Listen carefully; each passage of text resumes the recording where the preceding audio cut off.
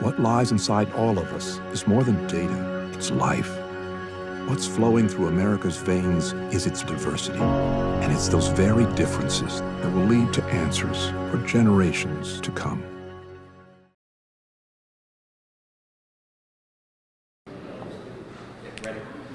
Hey, good morning, everybody. I want to thank you all for being here. This morning, as I have presented to the Birmingham City Council this morning, the proposed 2024 operating budget, which is $554 million. This $554 million proposed budget of 2024 leverages some recently approved funding of the $60 million in the budget surplus, as well as $140 million of the ARPA funding. Combined, we believe these three phases of funding help our continued investments in neighborhood revitalization, which includes supporting and investing in our people and our employees, as well as our youth, as well as something that's extremely important to every single person, that is public safety and public infrastructure. With that said, I want to just provide a few notes on highlights of what's in this budget. They include, under the banner of neighborhood revitalization, street paving for $15 million. Please note that is an increase of $5 million from last year's operating budget of $10 million. Combined over 5 years, every year of our general fund, we've done $63 million over 5 years of street paving. And so this year will be $15 million. For our sidewalks, we're doing $200,000, and that is combined with the surplus carryover of $875,000 related to sidewalk repair. In addition to that, demolition has seen a decrease in funding of $1 million. We've increased our weed abatement funding to $2 million, which the focus and order will be on city right-of-way and city parks and city property, followed by private lots that the city is not responsible for cutting, because literally we are not in a position to maintain private lots to be cut with public tax dollars. Focusing on our youth initiatives, we continue what we've been doing for the last few years and enhancing those things. Coming in supporting our Birmingham Promise of $2 million. The Birmingham Board of Education supporting mental health providers, one in each of our schools, of $1 million. Conflict resolution at our schools at $1 million. Financial literacy in support of our Birmingham City School children of $1 million. As well as our Safe Haven program for park and recreation at $500,000. When you add the Restore Juvenile Justice Program of $225,000, as well as Division of Youth Services Kids and Jobs of $210,000, we continue to make the necessary investments in our youth. But we believe for strong neighborhoods, you have to have efficient, dependable public transportation. So we're increasing our public transportation dollars this year to $16.5 million.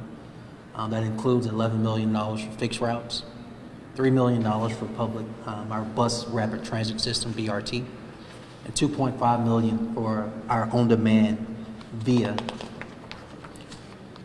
Related to our personnel, please recall that since May of 22, so over the last literally 12 months, or within these 12 months, but right at 10 months, we've done not one but two 5% cost of living increases for all of our city employees.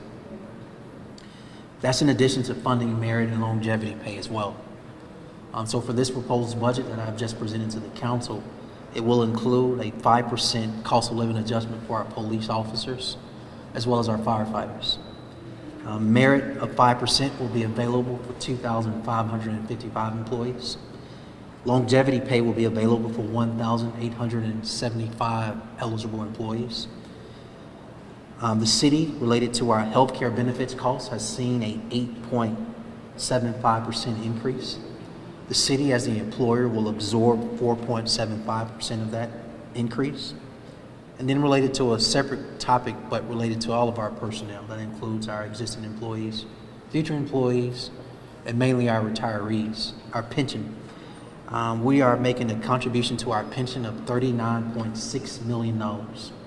That is separate from our fire and police pension of $13.3 million. But related to those neighborhood revitalization efforts I mentioned earlier, we have to continue to support capital improvement that we believe is directly tied to be in a position to provide those services. What does that look like? Well, we're doing $1.5 million for deferred maintenance. We're including $5 million for rolling stock. That includes equipment and vehicles for stormwater issues, more vehicles for public works, more vehicles for our police officers. Please consider the $8 million carryover from our surplus. So that's actually a total of $13 million for our rolling stock, supporting all those things I just mentioned. But for this proposed budget today to the council, an additional $5 million. We're doing fire dorm upgrades. A fire dorm exists at all 32 fire stations. Our firefighters just don't work there, they live there as well. And so many of these facilities are aged. So for 24 out of 32 of them, we're doing a total of $1.3 million in upgrades to the fire dorms where our firefighters live. For traffic calming expansion, we're doing $250,000. That's throughout city neighborhoods and matching funds from the neighborhood accounts in various neighborhoods. Some notables, some additional capital funding for the Birmingham Civil Rights Institute. Ruffner Mountain, increase of funding to a total of $250,000. Red Mountain Park, an increase to a total of $250,000. And Vulcan Park, an increase to a total of $525,000. Public libraries will receive an increase of almost $1 million to support personnel.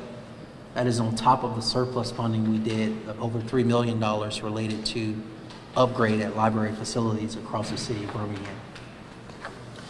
This is a balanced budget. We are excited about this budget we just presented to the council. We believe it goes right at the issues concerning citizens related to public safety and public infrastructure. And so with that, I turn it over to you all if you have any questions. What goes into deciding these key areas of investment? I think it's several. So I'll give you the one that is a fundamental. You strip down any mayor, any administration in any city across the entire nation, it doesn't matter the size of the city. No one else is responsible with public tax dollars for public safety and public infrastructure. So they're always going to be the top two drivers. Public infrastructure is an assortment of things that citizens not only complain about, but you have to continue to invest in. That's street paving, that's sidewalks, and things of that nature, stormwater, et cetera. The public safety, it's a no-brainer, but it's bigger than just enforcement side. Our police department is pretty even. When you take out the $3 million last year related to overtime for World Games, our police department budget remains flat and the same. But we believe the things around public safety are embedded in this budget. But they also include prevention and reentry efforts to support public safety on those other ends outside of enforcement. Then we get into this conversation of priorities for city councilors. Then we get into this conversation of priorities for the citizens we listen to and the neighborhood officers who serve them. All of that collectively allows us to focus on neighborhood revitalization, which is the bread and butter of what we do every single day. I guess also specifically on the youth investment, why is that something you continue to invest in? I think any city would be smart to continue with no hesitation to dump every single dollar resource of public taxes, public tax dollars that is, into investing in our youth. Whatever future we want is directly tied to the present investments we make in our youth. We believe the school system has their own separate budget, but we as an administration believe in supporting the wraparound for our children. And so under the issues of conflict resolution and mental health, under the issues of financial literacy and safe havens in our rec centers, we believe these are just the necessary things we can do to support our youth, to keep them safe, to invest in them as they continue to grow, matriculate, and become active, productive adults in our city. These are the things you need to do now. So that's, for us, it's a no-brainer. Speaking of that, what has the city done to recruit more lifeguards? And have they thought about maybe a pay raise? Yeah, so the first thing we did was actual pay raise. The City of Birmingham lifeguards are now being offered, Chaz, is it $15 or $15.50?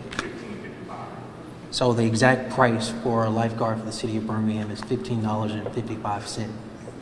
I want to be very clear because I had this conversation with my mom, believe it or not. She texted me and she was kind of upset about the city of Birmingham is fortunate to have so many pools, but we're not in a position to open our pools because in public spaces, you have to have lifeguards. Okay, this is not negotiable.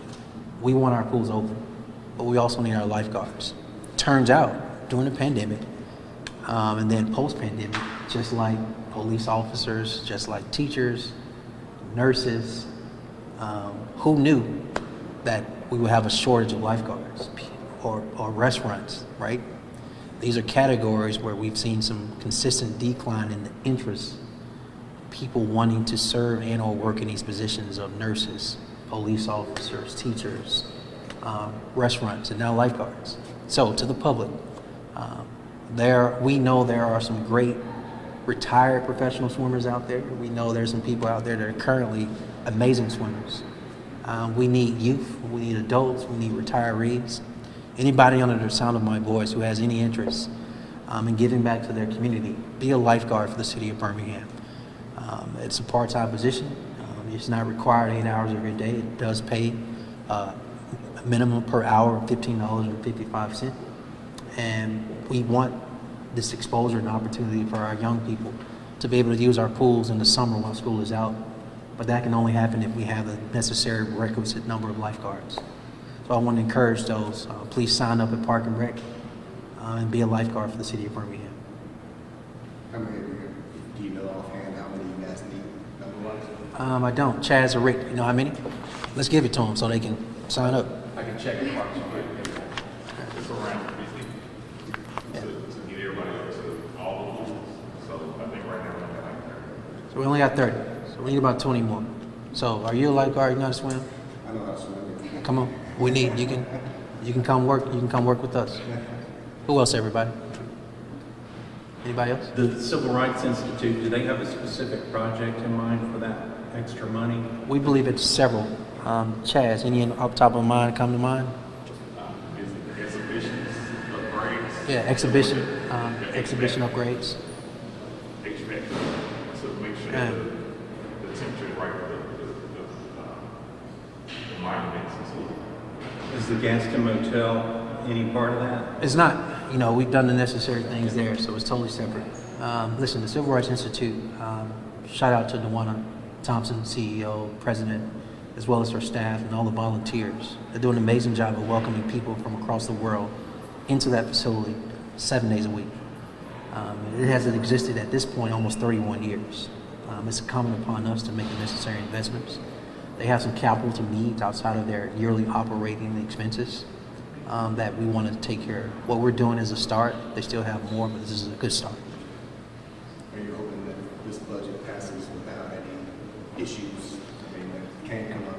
Yeah, I mean, listen, issues always come up. I think what I've done a great job of doing is shutting up, like literally just listening to requests, concerns, issues, as well as desire from council, from the public. And I think the things people want are literally in this budget.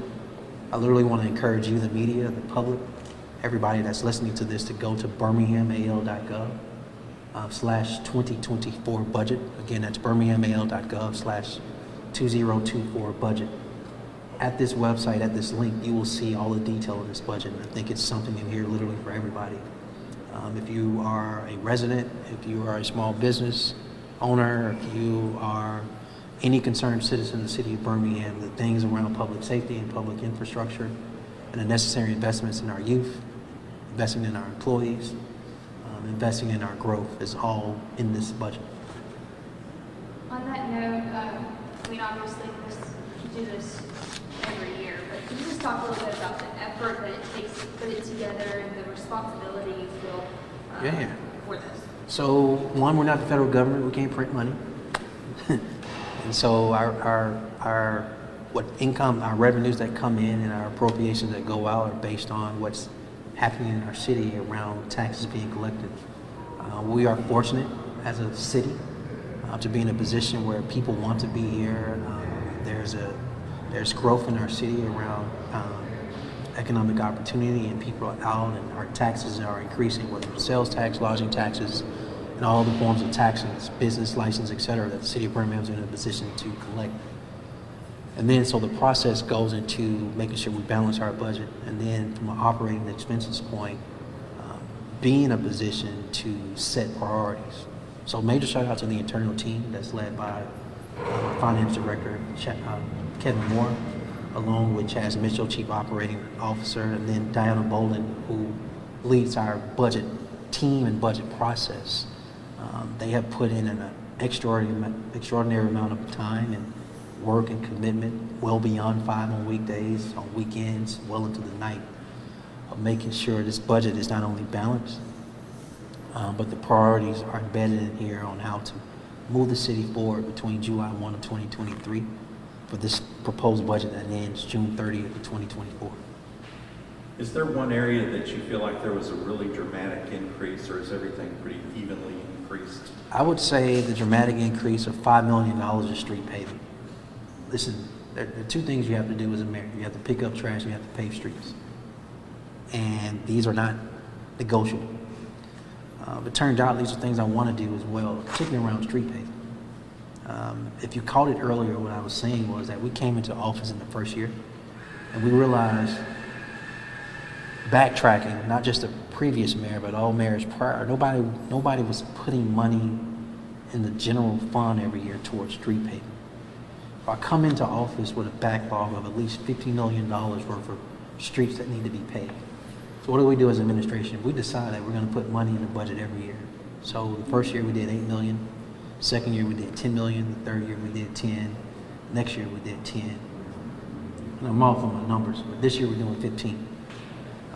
If I missed the number, then it's another 10. But the combined effort, including this proposed budget, is $63 million. With this 1 year is an increase of $5 million.